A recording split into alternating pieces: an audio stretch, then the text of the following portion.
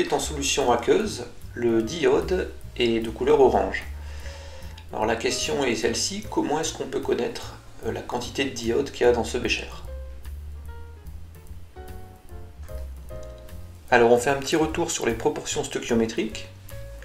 Lorsqu'on a une équation de réaction, donc ici le diode qui va réagir avec des ions thiosulfate, la quantité de diode divisée par son coefficient, c'est égal à la quantité de thiosulfate divisée par son coefficient. Donc ça traduit les proportions stoichiométriques de la réaction.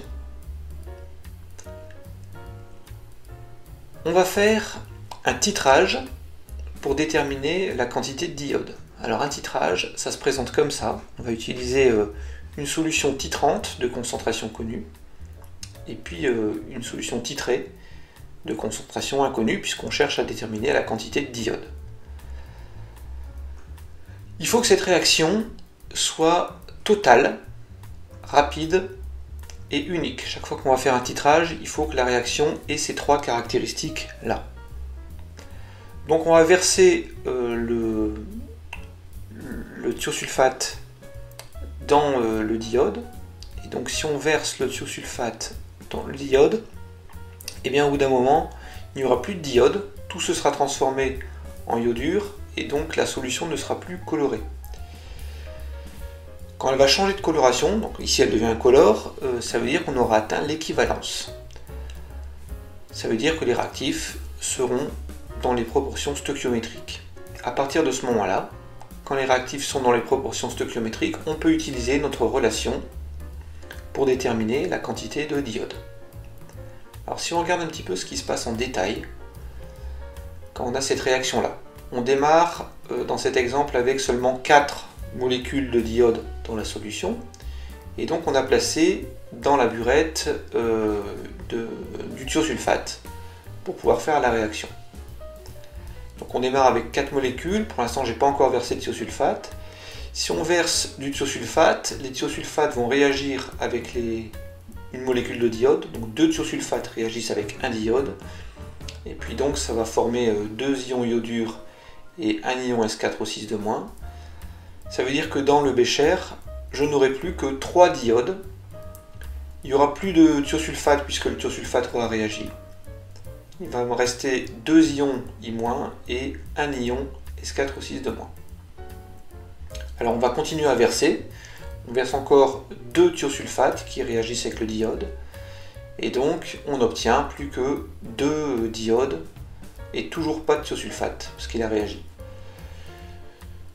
Je rajoute encore du thiosulfate, il réagit, j'ai plus qu'un seul diode, et je rajoute encore du thiosulfate, il réagit avec le diode, et donc là, il n'y a plus de diode. Alors, la couleur de la solution va changer, parce que c'est elle qui donnait la coloration, c'est le diode qui donnait la coloration à la solution, donc comme il n'y a plus de diode, la couleur change, et on sait qu'à ce moment-là, on est dans les proportions stoichiométriques. Si on continue à verser du thiosulfate, donc le thiosulfate qui est incolore, je rajoute un thiosulfate, il réagit avec plus rien, puisqu'il n'y a plus de diode pour réagir, donc je peux continuer à verser du thiosulfate, ça ne changera pas la couleur de la solution, ça va rester incolore. Alors dans ce tableau là, on peut remarquer plusieurs parties. D'abord, tant qu'il restait du diode, la solution était orange, et donc ça veut dire que le thiosulfate était le réactif limitant.